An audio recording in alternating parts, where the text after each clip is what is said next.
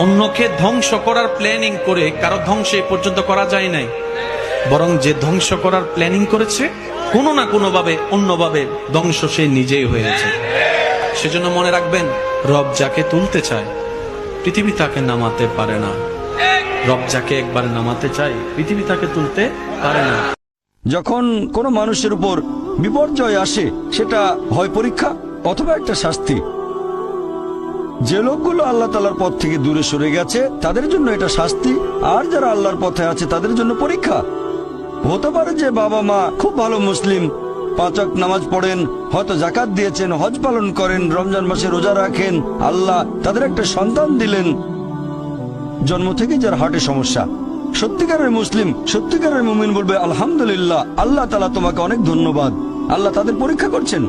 আরেকটা লোক যে কৃতজ্ঞ নয় আর এই পরীক্ষায় হয়তো পাশও করবে না,